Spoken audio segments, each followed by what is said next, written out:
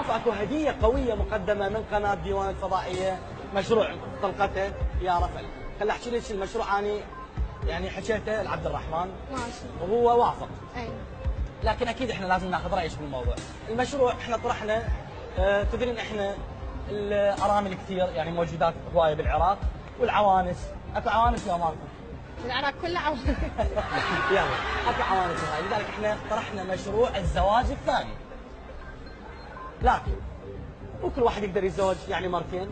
احنا ايش سوينا؟ خصصنا مبلغ 5 ملايين اللي يتزوج مره ثانيه، بالاضافه الى ما ننطق من الفلوس، خليها الفلوس بس بالاضافه الى راتب تقاعدي له لعبد الرحمن. ماشي حلو، عاشت ايده موافقه لحد الان. فعبد الرحمن قال لي انا ما عندي اي مشكله، لكن خلي نشوف رايه. اكيد يعني نشوف ال5 ملايين والراتب التقاعدي اكيد يعني يفيدنا. جيتوا جبتوا هذا البرنامج جيتوا علي؟ لا مو عليك، بس اسمحي لي خلي افهمك. اي مو عليك جبنا البرنامج. احنا تعرفين الزواج الثاني مو حرام. صح لو غلط؟ ما بين شيء ويرضى الشرع. انتم صح متزوجين صار لكم 3 اشهر، لكن هم بها اجر وهم بها 5 ملايين وهم بها راتب تقاعدي العبود الورد.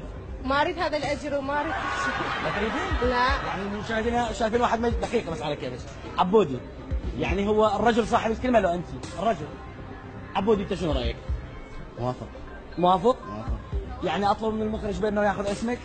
اوكي موافق. يعني موافق. انت ليش تعارضي؟ صرت توافق؟ ما صار عرض جديده اني. خالد. من خالد.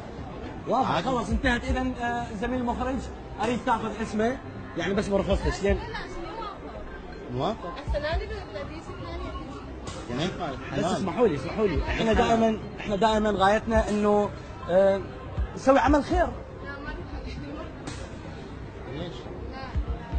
عبودي انت وافقت، انا ما يخصني يعني هذا الشيء انت وبيناتكم تتفقون عليه. موافق خلاص؟ موافق. اذا راح اطلب اسمك الكامل زميل المخرج يصير شنو اقول؟ موافق. انا موافق. عندي انا موافق. لا ما ارضاها. ما ترضي؟ لا. يعني هو صاحب القرار، هو كيف يعني ما. لا انا موافق. اروح لك ترى.